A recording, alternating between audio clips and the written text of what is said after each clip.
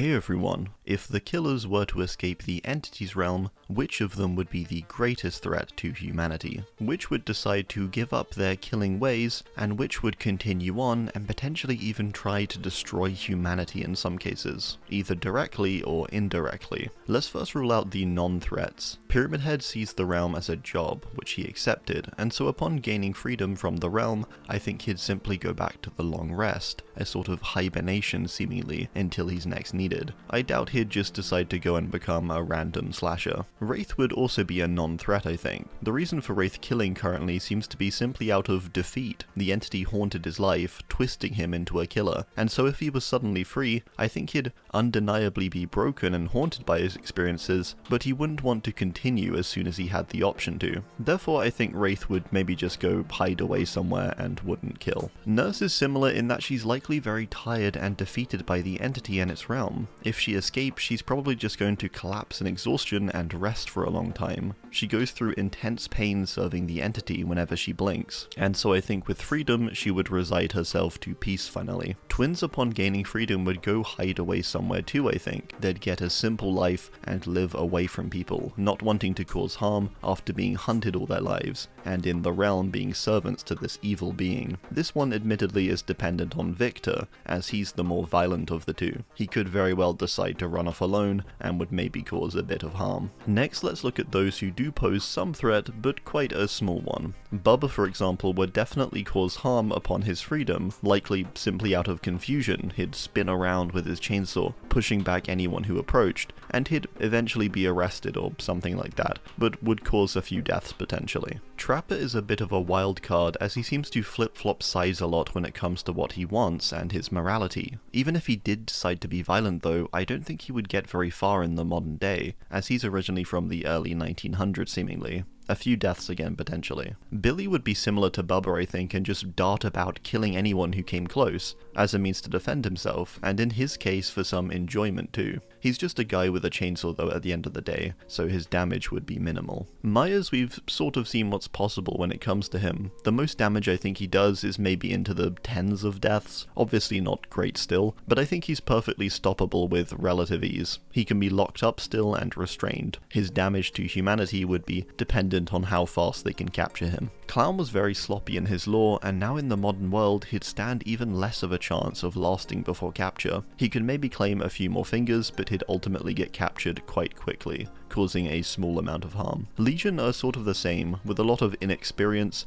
They'd probably cause some chaos and likely go straight to just attacking, but it wouldn't last too long, and they'd quickly be captured soon after. Trickster might be a bit more methodical. He could likely stay undetected for a bit, killing a few people for their screams, but getting captured with relative ease before he could cause any mass harm. Trickster was famous before the realm, and his face would be known by millions already. He'd have to stay hidden from the get-go, and so wouldn't stay undetected for long. Artist, I could see her possibly trying to find and hunt down the Black Veil members who captured her and led her to the realm. I don't think she'd have a desire, after all, to kill normal people or destroy humanity or anything like that, but I could see her wanting revenge on those who captured her and severed her tongue and hands. Afterwards, I think much like Wraith or Nurse, she'd want to see no more violence and would simply collapse or retire. Next, we got the characters who pose a much more notable threat, threats that might be spread more widely in the news as these horrible occurrences. Huntress is definitely going to cause some damage upon returning, but not too much, I think. She may be a were-elk, but she's not so powerful against many things from the modern day. She's still formidable and could go back to haunting a forest, becoming a legend once more. More than likely though, she just sort of goes berserk and eventually gets captured. She'd definitely cause a lot of damage though.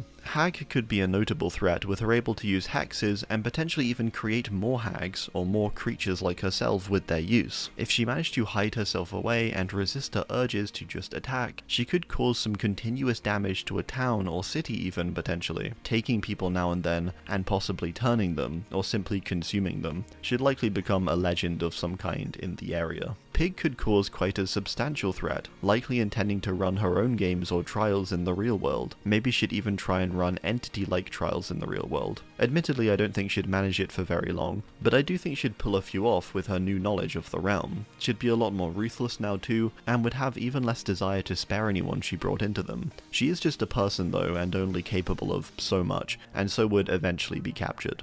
Doctor is a similar deal. I think if he could resist his urges long enough, he would be able to escape to somewhere, setting up a small base of operations or experiments and slowly taking people to conduct them on. This, or he just decides to go berserk and run around shocking and smacking everyone with his stick. Either way, he'd likely cause some notable damage. Oni would be incredibly angry, and with all of the people in the real world available, could basically non-stop chain blood fury, making him very deadly, although he would likely be stopped quite quickly too, and more than likely killed himself after causing a substantial amount of damage. Deathslinger as a hardened bounty hunter, I think would do quite a bit of damage. He'd go around and just likely spear whoever he could, using his survival skills to hide away when necessary. He'd eventually be caught though. Blight is also relatively dangerous, depending on how much he manages to damage within a short amount of time. He's going to be bouncing around everywhere, causing chaos from the get-go, but will likely be stopped fairly quickly too, but able to resist more than most due to the serum. He'd also of course run out of the serum at some point too though.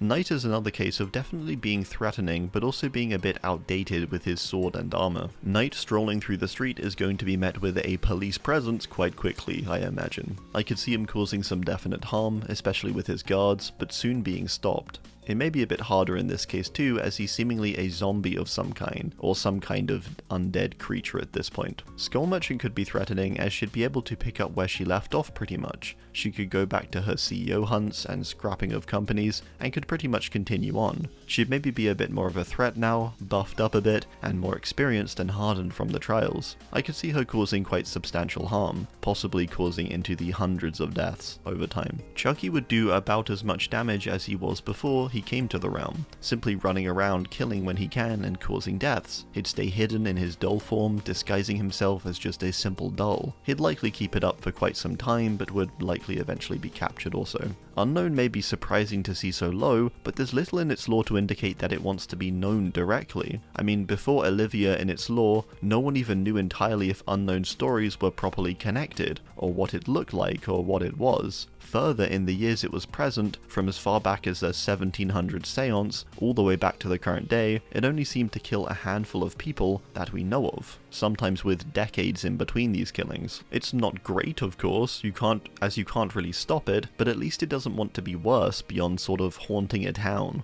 I imagine it'd return to doing that again. Houndmaster I could see causing some relatively substantial damages too, but nothing that would be too damaging either. Herself and Snug would maybe try to continue their pirating ways in the modern world, and could still likely get relatively far, causing some chaos and affecting certain areas of the world, but not to a great extent. Pinhead is a bit like Unknown in the sense that he likely does have the potential to cause a much larger amount of harm, but his goals don't exactly seem to be that, but instead to just target those who interact with the box. He can't really be stopped by regular means, but he's also not a threat to humanity due to his intentions and how he'd likely act. Next we've got the characters who pose a much more substantial threat, a threat that's likely fairly unstoppable and would be continuous. Spirit I could see posing quite a substantial threat in Japan, with her possibly deciding to continue with violence, targeting people who remind her of her father, abusive older men basically, who she'd sort of haunt and act as a repellent for. She can't really be stopped or locked up either, as she's already dead. I think her threat would be limited though, as she'd have little desire to go for anyone aside people who directly remind her of her father. Freddy isn't really possible to stop by direct means, and so he'd be a persistent threat in the background, targeting people he desires. However, he's not a huge threat either, as there's only so much he can do at once, and it takes him time to actually slowly whittle someone down and invade their dreams, meaning his damage is limited too. He'd cause a lot of harm, but would not threaten humanity more widely. Ghostface I could see essentially picking up back where he left off. He'd pose a large threat too, terrorizing towns once again across the US. Sure, in a more modern age it might be harder for him, but equally it might be easier with him able to use it to his advantage. He's He's meticulous and clever after all, so wouldn't just ignore these things like many other killers might. I think he'd adapt quite well, and once again be a force to be reckoned with. Demogorgon would pose a substantial threat as there seems to be very few means of actually harming it. It's bulletproof, stab-proof, and moves very quickly, and even sometimes interdimensionally. It could cause some real chaos if it wanted to, but I do think it could eventually be caught. It just might take a while. Nemesis upon returning to the world is going to be a force to be reckoned with, as his ability to be destroyed is quite questionable, especially without also destroying a lot of other stuff. It takes a nuke dropping on Raccoon City to finally stop him mutating. I think he would cause a lot of harm and damage, potentially destroying multiple cities, either by his own hand, or as a result of the inability to kill him by anything aside extreme means. Next we're on to the characters who pose a quite extreme threat, a threat that would actually harm a large portion of humanity, and maybe even humanity as a whole. Wesker was worryingly close to complete global saturation before he came to the realm. Upon returning back, he'd pick up where he left off, only now with more knowledge maybe, with him studying things like the Blight Serum in the realm. He could debatably be more of a threat, causing a potentially catastrophic blow to humanity if he managed to actually complete his goal of spreading Ouroboros, possibly wiping out everyone or nearly everyone. That was the plan, I think. It would be harder to stop him this time too. Dredge poses quite a substantial threat as it can't really be stopped. It's just a big mass of fog and seems to be able to sort of materialize whenever it likes, meaning it likely doesn't even exist in one set point. However, it equally doesn't seem to want to destroy humanity or anything like that either. This doesn't mean it's not an extreme threat still though. What it does target is darkness, and especially repressed darkness seemingly. And hey, there's plenty of that in the world still, for it to go and absorb it into itself, slowly growing and becoming more powerful, with its intentions unclear. It could possibly be a much larger threat if its intentions change, but for now it's still a very extreme one. Singularity was sort of eyeing up the destruction of humanity before he was taken, and so I think he'd still want the same thing. He's very angry and he does hate humanity a lot, and he's of course very advanced too. He could cause definite damage to a lot of people, especially if he had a plan. If we consider him coming to the current day too, he'd technically be from the future, and so be a lot more advanced than we are now. Xenomorph is a creature that does pose quite an extreme threat to humanity, especially due to the fact that it's able to reproduce if it wants to by implanting into humans or just animals even really. It could quickly become a case where xenomorphs would be spreading across the planet and becoming greater in number. Xenomorphs are primarily trying to survive after all, and so they would absolutely wipe out humanity if they could, especially this one, which already hates it. This would take some time still though, but there is definite potential for quite an extreme threat to humanity. Now we're on to the characters who would be capable of causing humanity-ending damage, and potentially even universal or multiversal damage in some cases. Yeah, some of DBD's characters are capable of that. Vecna is likely the most dangerous character to release upon the world, with him being known to have destroyed worlds and even universes before. His release onto humanity will more than likely result in either their complete destruction, or possibly them becoming his servants in some form. He would pose an immense threat, with his otherworldly and unstoppable powers and spells unkillable as a necromancer, and able to wipe out humanity probably with ease. Sadako is incredibly angry and seems to have a hatred for just about everyone who isn't her, ever since she was tossed down the well. Upon coming back to the world, she'd let out her vengeance with incredible force, causing likely mass death with the spread of her tape, and also her direct force with her telekinetic powers. She's also not even physically manifested most of the time, and so would be impossible to kill by conventional means. A threat to humanity for sure. Plague seems like a bit of an unexpected threat for this, but she does pose a substantial threat, with her holding likely the most dangerous plague of all time within her. It harms you within seconds,